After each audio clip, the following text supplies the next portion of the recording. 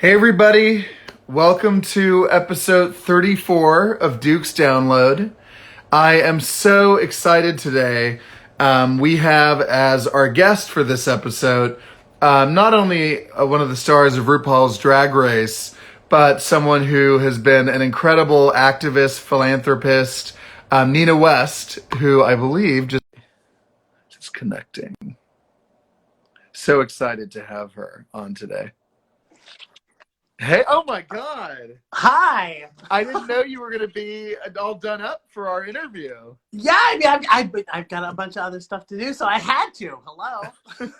Well, I'm honored. Seriously, I'm extra thrilled that you're in character. So Oh, thanks. today. I'm really happy to be here. How are you? I'm great, and I'm so grateful. Seriously, thank you. Thanks for asking. I was thinking, should I call, because I didn't know, like I said, I didn't know whether you were going to be dressed up. So I'm like, should I call her Nina or Andrew? But I guess because you're in character, I'll call you Nina. You know, I'll answer to anything. Well, seriously, thank you for doing this. Right off the bat, like, what has life been like for you during this time? Because I know as someone who is probably used to being out there a lot and traveling for work, what has it been like for you? Yeah, you know, it's been really rough. It's been a learning curve. I have had to really try to figure out how to, I hate saying it, but pivot and figure out like what I was going to do next, and get really accustomed to doing these virtual shows or virtual conversations or things with my phone or my laptop, which has been really challenging at times. But I mean, I really miss the road, and I miss being with people, being with friends, hugging people, seeing people. I miss all of that. Desperately. No, I can tell just from watching you, having seen all your videos, seeing you on Drag Race, you really are like a people person.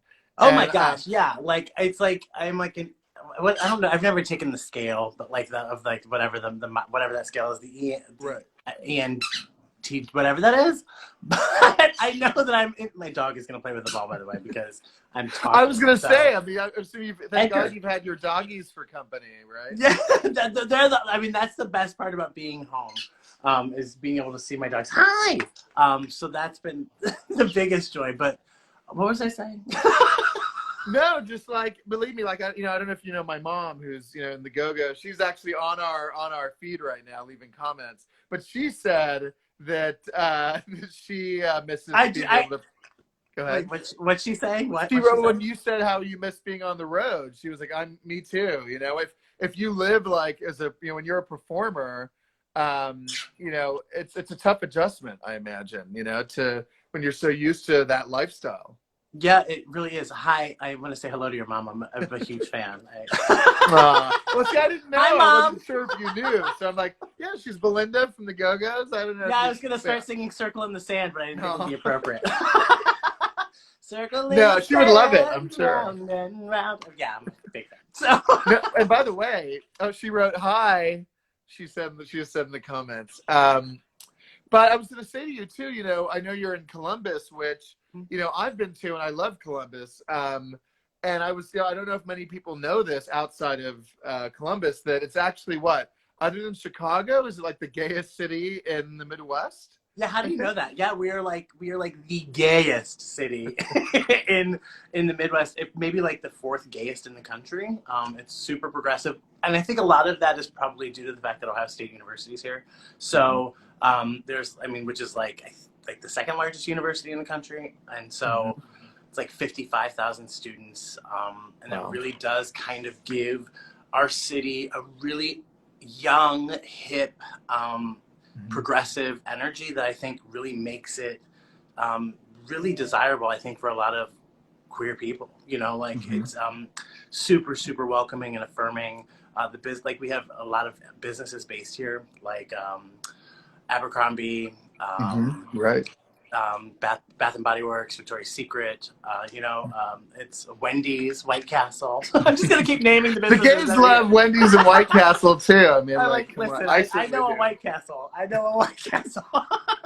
But yeah, so the city is just really affirming and wonderful, and there's a lot going on here. And I think people think, oh, it's Ohio. It's in the middle of this.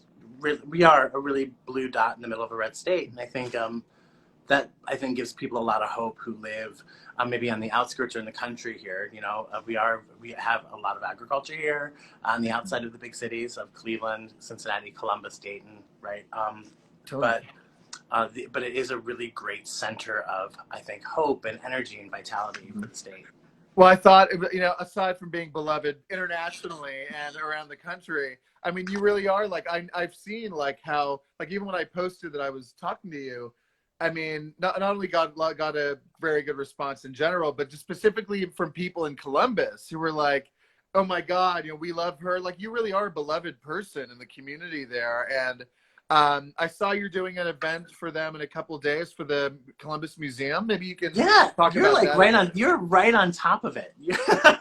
Well, hey, I try to be. I mean, plus I follow you, so I see all the great stuff you're Well, doing. because you're wonderful. I mean, yeah, you know, you really are wonderful, and I want you to know that I think the work that you're doing is super important, and we need Thank you. people like you to use your voice and your platform to be able to hopefully leverage other people to be inspired by their voice and what the power that they hold can do. You know, that's a super major thing, and I think a really big part of what I do is I really Mhm. want people to feel empowered.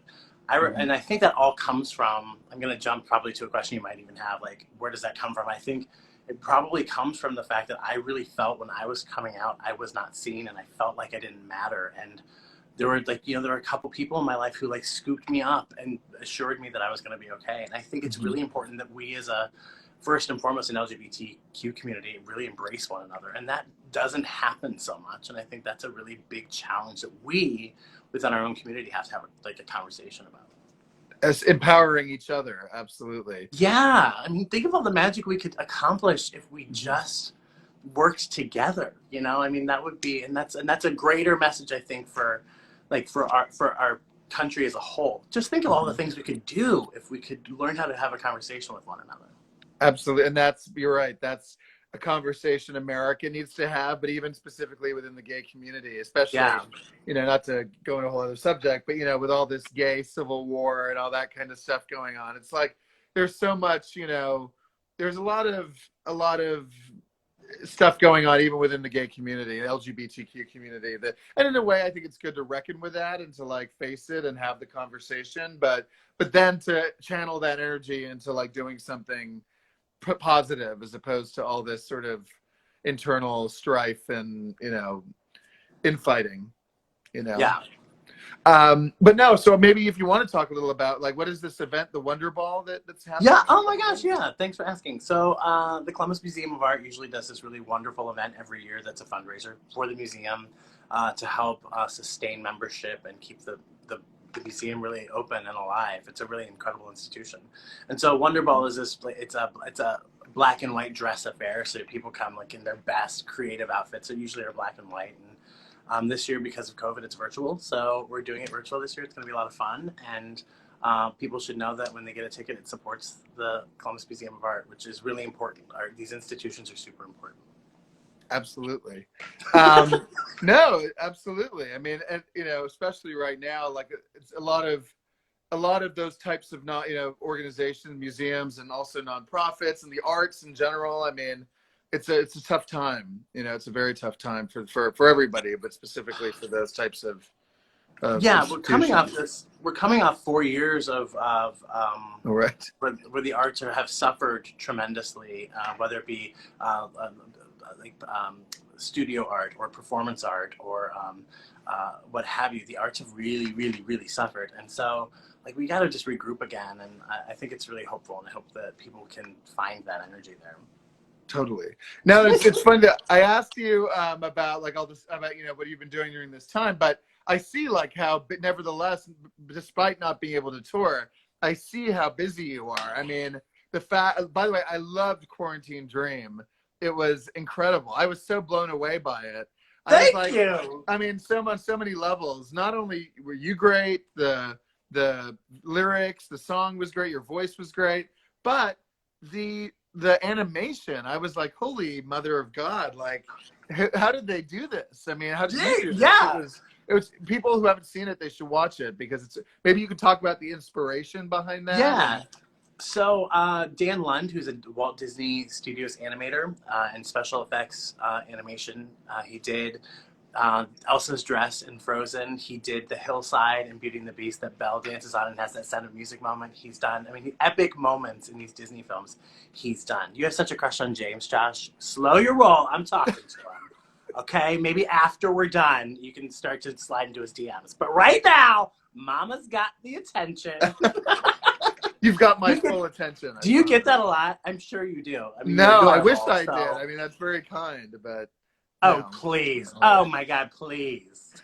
It's because Mom is here. I get it. I have to be all straight-laced on here. But no, I'm kidding. So I worked with Dan Lund on this project called Coaster, where I did a voiceover for the animated short, and he came back to me right when COVID was like happening and everything was shutting down, and he called me and he said, "Hey, do you want to do a song together, and I'll animate in the music video, and we'll do it. I'll do it from Burbank, you do it from Columbus, and let's see what we can pull together and what kind of magic we can make." So Quarantine Dream is it's called an I Want song. So like when you get to like in like a Broadway musical, where like Little Shop of Horrors is a good example. When Audrey sings Somewhere That's Green, she sits on that trash can and she says what she wants in the world. Or another good example is when Ariel sings Part of Your World. It's kind of, she's giving her I want, her, kind of her hopes and her dreams. And so I really wanted to write a Disney-inspired song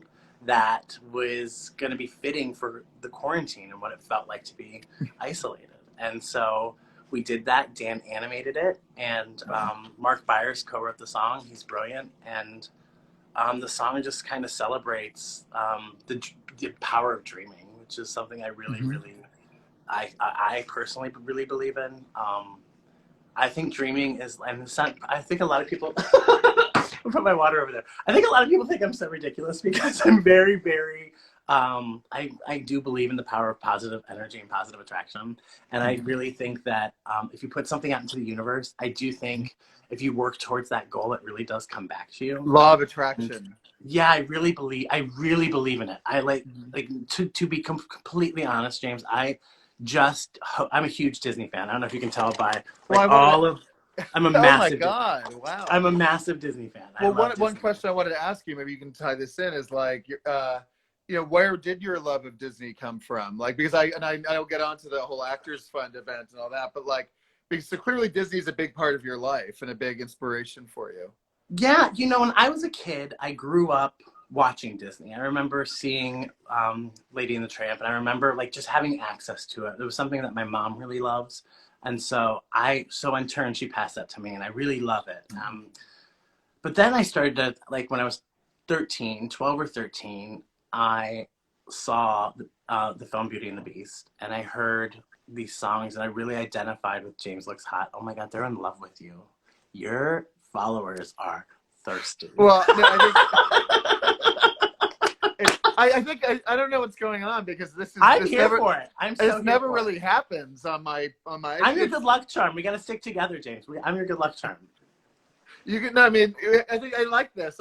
We've got a good energy going here. I think we'd be good. What do you call them? Wingmen for each other. Wingmen, yeah. Let me get out of drag and we can go on the hunt together. Yeah, wing people, since you're Nina. Anyway. Well, no, I'm a big dude in this. Everyone knows I'm a big dude. I'm a linebacker. So, where were we? Where were we? What was I saying? Oh, Disney, your inspiration for that? Oh, yeah. So I was, I saw Beauty and the Beast, and what I saw to my 13-year-old self was a girl who's shunned for being smart and being a reader, and someone who loved books and intelligence, those are things she loved, and I kind of saw myself in that, but she was pushed aside. And then here's this beast that was shunned for being repulsive and horrible, and I saw myself kind of in that too, because I was really coming to terms with my own sexuality and my identity, and I was like pained. I grew up in a very conservative family, and I didn't feel seen, and I didn't feel heard, and I didn't feel valued. And somewhere along the way, when Beauty and the Beast happened, I felt seen in some really weird way.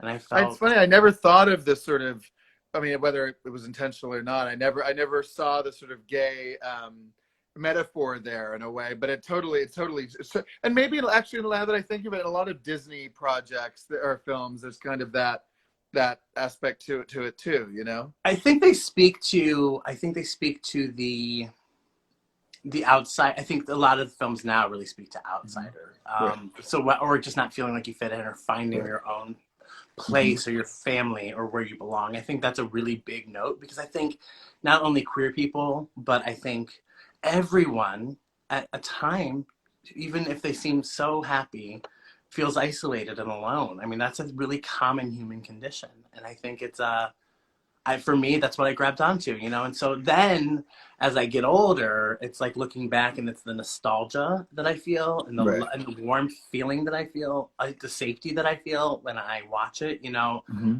For the first half of COVID, I didn't, like, everyone's like, oh, I'm watching Tiger King. Oh, I'm watching blah, blah, all these new shows. And I was like, I couldn't even process. I was like, I'm just gonna sit here and I'm gonna continue to play these Disney films over and over You've again. got Disney Plus, I imagine. Oh, That's a dumb girl, please! question. I'm a charter member. I am like, please sign me up now. I said, I was like, that's probably a really dumb question. But I was like, listen. Look at this. I was like, I called up. I said, Beebo Bob Iger, listen to me right now. I need Disney Plus in my life. And you know what? I'm not kidding. You should. You know what you should do? This is actually, I just came up with this. You should take your fairy tale or storybook reading thing and put it on Disney Plus, so that people. From your mouth to Disney executives' ears. So there are kids. So kids, you have families that have Disney Plus. They can. I mean, that's amazing that you're doing that too. Like people don't know, you have a YouTube channel where you read fairy tales and storybooks for kids, and that I think is so amazing, because I mean, traditionally, you know, drag queens and sort of, you know, family entertainment is sort of considered, that's changing a little bit now, like with RuPaul becoming so mainstream and the show. But up until recently, that those two areas have been very sort of separate. But you're trying to bridge that divide, I guess, right? Yeah, you know, I strongly feel that people should be able and to educate their kids and expose their children to things that are powerful and reinforcing of the things that are important to them. And I think I'm very focused on trying to carve out a niche where LGBTQ parents or parents of LGBTQ children can have access to things that reaffirm not only their identity, but their cultural values and their beliefs, that support a positive energy and really bright, from like being taught by a really bright and colorful person. And I think that drag has the ability to do that. And I think, do you know what's really interesting about this conversation, because I talk about this a lot, is that a lot of people in the LGBTQ plus community feel that drag should be relegated to nightlife.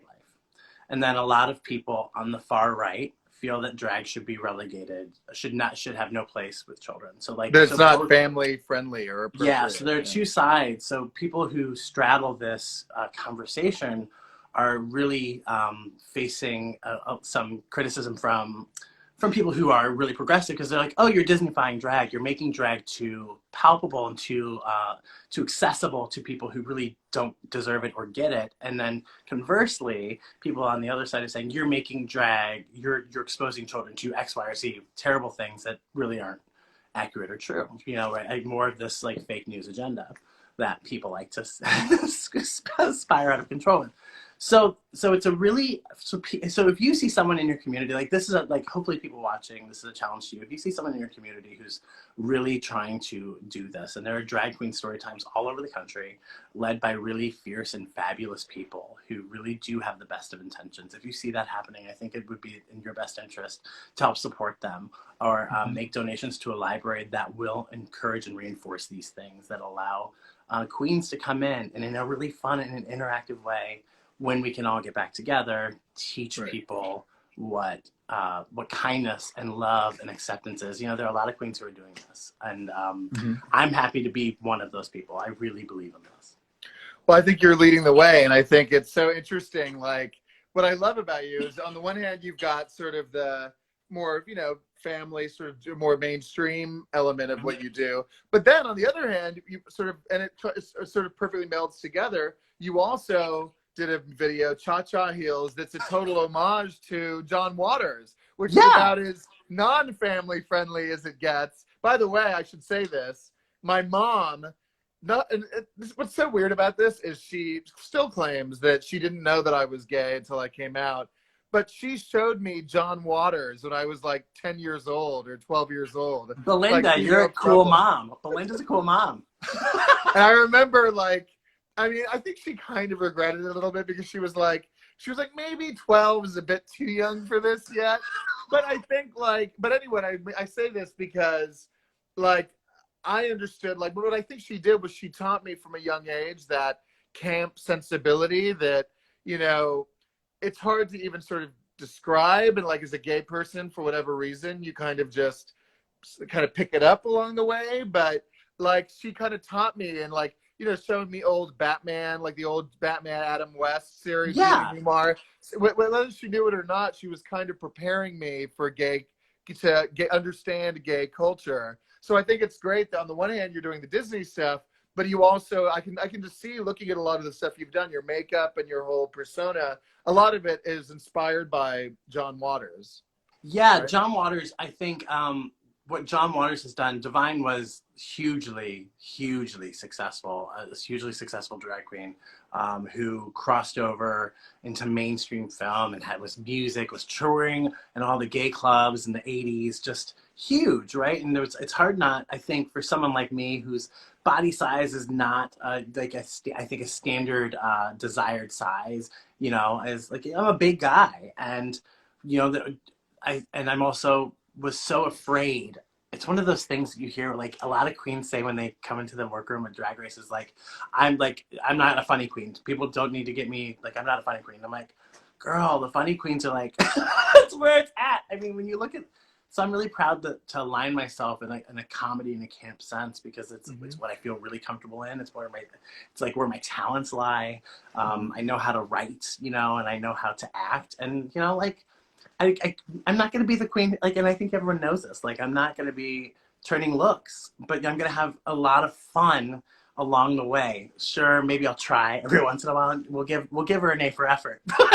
Well, no, hey, look, I've dealt with, and that's not to get way off topic, but that's something I've dealt with myself. I'm a thick guy, and dealing with that in the gay community. I mean, I know it's more specific in terms of drag, but I mean, just in general as a gay man, it's a tough thing to grapple with if you're especially in, but I mean, any place, but I know you've spent a lot of time in LA and New York. I mean, but anywhere, it's being a gay man, period, you're dealing with a lot of those types of self-image type issues and identity, finding your place. We have a lot of there's a lot of self-loathing that I think we as a community seem to pass on to one another, and judgment, and I it's hard to escape that. But all I can say is, I've tried to do the best with what I have. and you look gorgeous and out of you costume. Look gorgeous. This is a whole flirting session. You look gorgeous. You look gorgeous. You look gorgeous. Belinda, how do you feel about me over for Thanksgiving? I hope she's still watching. Well, hopefully I can get they're in, my parents live in Thailand, so I haven't been able to see them since, for a year. So hopefully by Thanksgiving, we will be back together. Fun story, James. I've never been to Thailand, so there's always a first time. We'll do a nice Thanksgiving, tropical Thanksgiving. I'm ready for it. Sorry, I took you off topic. I didn't mean to. Please, let it go wherever.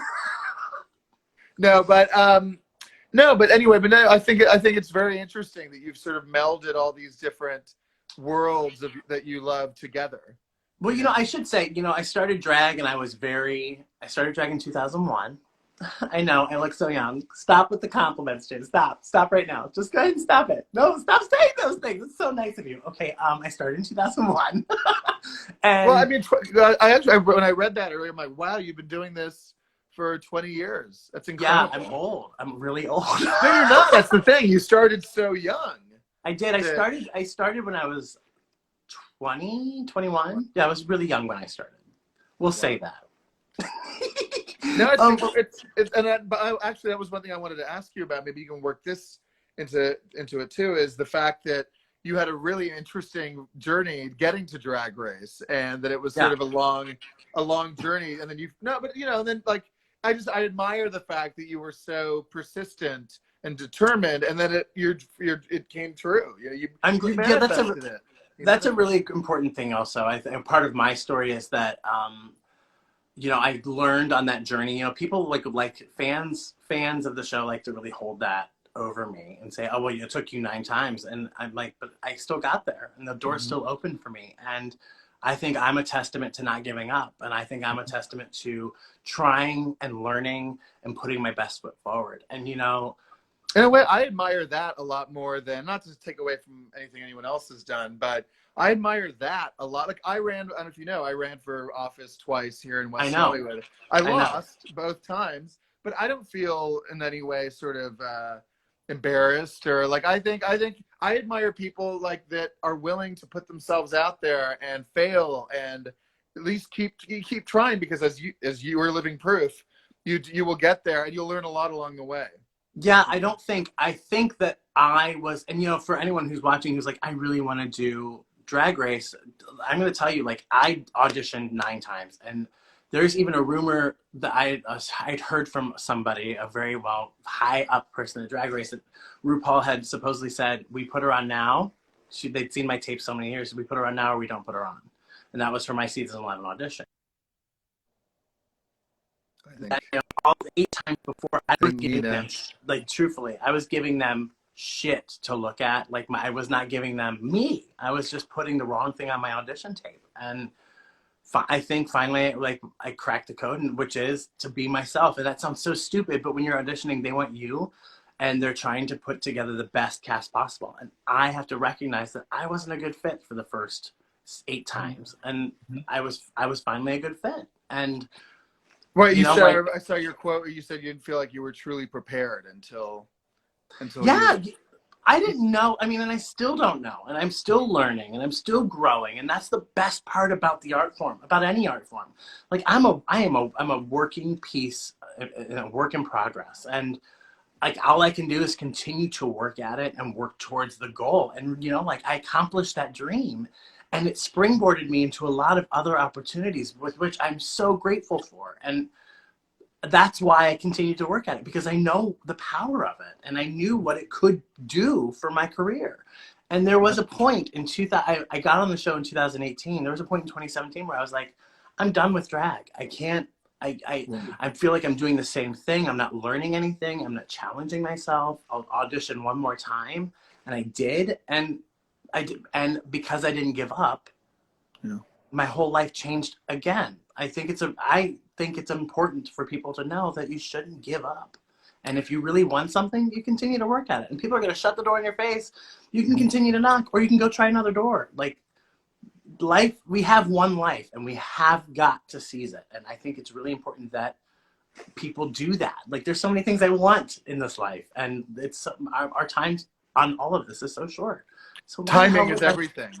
Yeah, it sure is. And knowing and knowing that maybe like you want to do something, and if just because it doesn't happen right when you expect it or hope it will, doesn't mean that. Sometimes you just have to wait and the universe will present the timing to you. You know what I mean? You just have to keep going, and then eventually it will be that right moment, that Yeah, right time. exactly. Speaking of like how you've used, your platform, like I couldn't believe it. I mean, I knew you did a lot of philanthropic work, but the fact that your foundation has raised over $2 million, I Yeah, mean, that's like mind blowing when you think we're, about it. we're almost at 3. We're it's and I will, and for people who are watching Yeah. from Columbus, it's a testament to this community here that helped me bring kind of these things to this forefront that I really wanted to do and talk about. I have a tremendous drag family. Virginia West is my drag mother, who helped instill in me a lot of hope and joy and courage, and really helped build this philanthropic arm of the West family, or the Nina West Foundation. And so first Maybe and you could foremost, talk a little about like what the different, how like the foundation and how it, like the different causes that you support oh, and. Yeah, so the Nina West Foundation was found out of pretty much necessity. We were drag queens. I had always learned, right, that drag queens were not only like the subcultural celebrities of the gay community, like before Drag Race, drag queens were like the pillars of the community that held it together. And not only were they the pillars that provided entertainment, they also provided political action. And I really took that to heart. You know, I remember hearing about it was a drag queen that threw the first brick, and it was a trans woman, a trans Mm-hmm. black woman that threw the first brick, and it was Mm-hmm. like that history, like right, that meant something to me, and Mm-hmm. I wanted to carry that on. And actually, the first booking I ever got in drag professionally when I moved to Columbus after college was a charity event. So like that says. I think that was like the whole kind of the start of my career. And so the Mm-hmm. Nina West Foundation, we primarily only really focus on giving to LGBTQIA plus causes. Since Drag Race, before Drag Race, I focused solely on Central Ohio Mm-hmm. because that's where my home is, right? That's where I Oh, live. so And so, wait, so this, oh, right, of course. Okay, right. The foundation started in 2015. That's right. yeah, Okay. yeah. Yeah. And we've been Well, giving so the this is West Ham. amazing. You were already doing all this incredible work. And then the fact that you got the platform and the even a little bit larger visibility from Drag Race made it even bigger. Do you know what's amazing, James? I've never really talked about this. The night that I was eliminated from Drag Race, the donations to my foundation were through the roof, and that was the most. Um, that made it worth it. I don't know how to explain that. It's a super emotional thing, Yeah, I can but imagine. I felt really really seen by the Mhm. fans and the people who followed me and said like the donations went through the roof, and it was like I just remember getting a call from the foundation. They're like, "You're not going to believe this," and it's like, I'm really grateful that people from the show, from this next chapter of my life, have embraced me and embraced the foundation. The foundation now works like we were working with a lot of local organizations, which I still work with, and now we are also working with really. We give a lot of money to organizations like the Trevor Project and uh, Trans Lifeline. We're working really to just amplify and ensure that these voices are heard and Wow. provide safety nets for people who desperately need them. Totally. And I mean, and I know that, like you said, I mean, like you said, you broadened it a bit, but I just know, having worked in the been on a few nonprofit boards, like I know how much that money like really makes a difference, particularly on the local level and for some of Mhm. these local LGBT youth organizations. So I mean, the work that's incredible that you've done this. You should be really proud of the Thanks. work that you've done. I think I really do want to. I think it's a testament to the heart of people that do not only love drag but also love an LGBTQIA plus community. We should want to see each other thrive, and I think that's all. Like it goes back to what I said to you at the beginning. It's like I just want people to feel seen. I just want Mhm. people to feel not only feel but know that their voice matters, and the foundation just doubles down on that. And that's Mhm. really important to me. Um, I don't want to keep you for too long, but on a final note, Keep me. I don't yeah. care. Well, thank you. No, seriously, it's been We got to get amazing. to know each other. I'm coming over, Belinda. Well, yeah, seriously, when you come to well, yeah, you should come visit whenever you're in LA. Let me know, And then and we'll go to and Thailand. then we'll go to Thailand. Exactly. We'll fly to How about this? You come to LA, and then we'll get a flight to Thailand to Bangkok together. It sounds Thanksgiving. good. And By I'll then, be like, hopefully, it'll be open, so it'll be one night perfect. in Bangkok and the One, world's your oyster. exactly. It's a crazy town. I think we'd have a good time. We had a lot of fun. Um, but I was going to say to you, like, so now, like, I know we still have probably at least a few more months of quarantine and all that, but are you mapping out what you think the rest of your year is going to look like in terms of work, or what are you thinking? I am. I'm really hopeful that I'm able to accomplish the things that I have on the calendar because it would be pretty exciting and game changing for, I think not only for me but for people who want to do the things that something like that I want to do. So I'm. That's such a broad answer. Well, So so it's there like, are there things you're keeping that are it's not a brush announced yet? stroke. I just gave you a brush stroke. Yeah, I have to I gotta keep it a little bit secret. I haven't told anybody yet. So I mean, like, I'm trying to think if there's anything I can give you that I. Well, do you have new music that you're working on? Yeah, actually, yeah, I'm working on new children's music, and I'm working on a new comedy EP, which will be really exciting. Wow, how Um, great.